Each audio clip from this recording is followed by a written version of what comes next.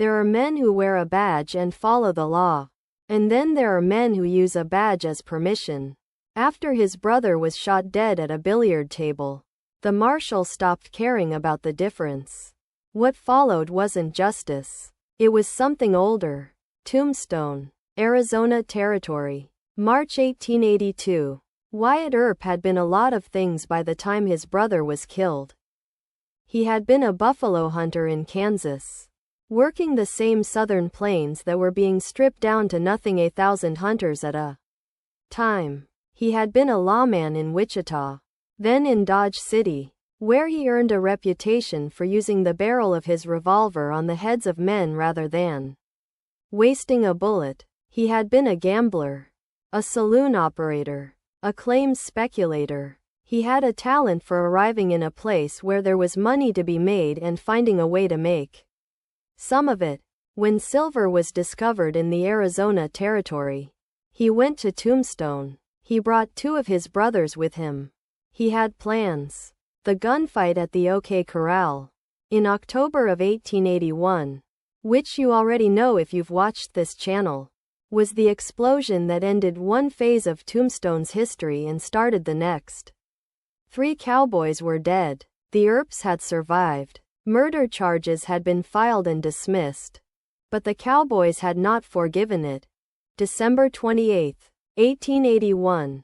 Virgil Earp, the oldest brother, the one who had been the town marshal and the technical authority behind the gunfight, walked out of the Oriental Saloon on Allen Street at around 11:30 at night. The shot came from a dark alley.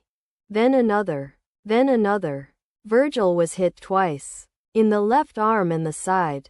He staggered. He made it inside. Surgeons worked through the night. They saved his life. They could not save his arm.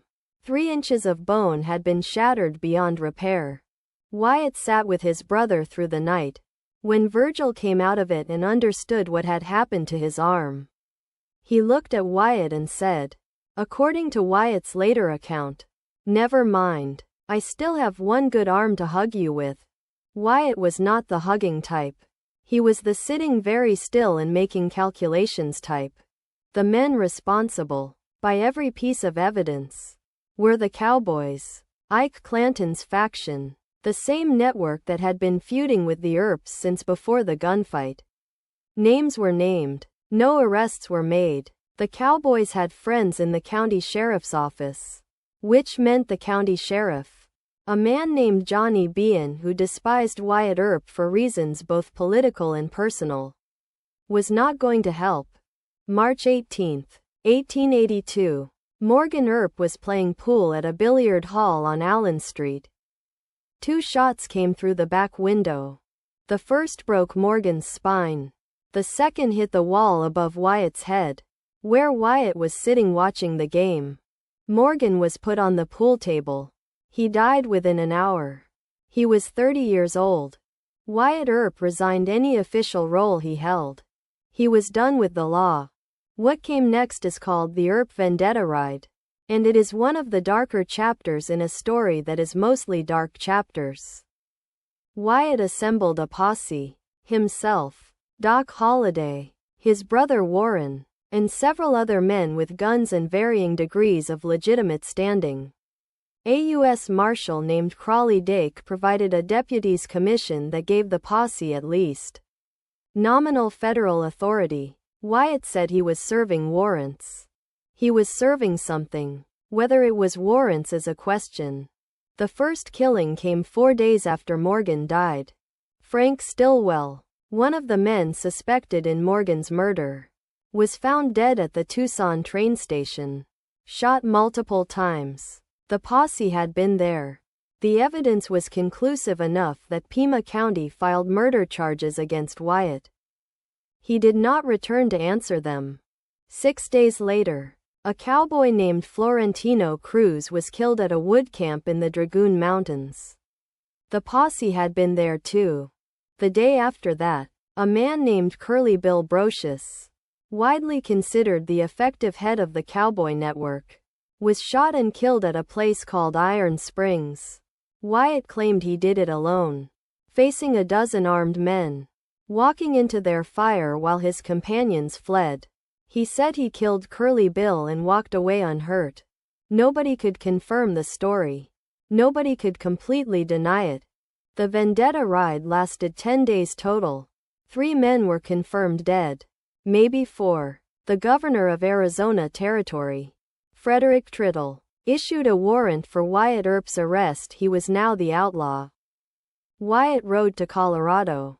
He never came back to face charges in Arizona. The territorial authorities in Arizona were genuinely furious. They had warrants. They had murder charges. They wanted Wyatt Earp. They didn't get him.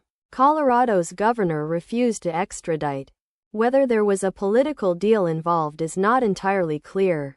What is clear is that Wyatt Earp walked away from a killing spree, legally authorized or not, and paid no legal price for any of it. He drifted for a while. Alaska during the Klondike Rush. Nevada during another mining boom. Eventually California. He found a young man named Stuart Lake who wanted to write his biography. He cooperated extensively. The biography, published in 1931, was a masterpiece of selective memory. It described Wyatt Earp as the incorruptible champion of law and order in the Wild West. It mentioned the vendetta ride in terms that made it sound like a lawfully conducted operation.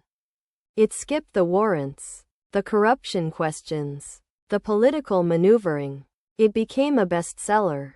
It was still in print decades after Wyatt died. Wyatt Earp died in Los Angeles in January of 1929. At 80 years old, one of the last of the Tombstone generation to go. He had outlived almost everyone. Doc Holliday died of tuberculosis in 1887. 36 years old, in a hotel bed in Colorado, which he always said was a disappointment since he'd expected to die with his boots on. Virgil Earp had died in 1905, finally done in by a mining accident-related illness, still nursing the arm that never worked right again. Morgan was 30. Wyatt built the story he wanted to leave behind. He worked at it for 50 years. The same way he had worked at everything. Methodically, patiently, making sure the final account said what he needed it to say. He was a lawman. He wanted you to know. Even at the end, he was always a lawman.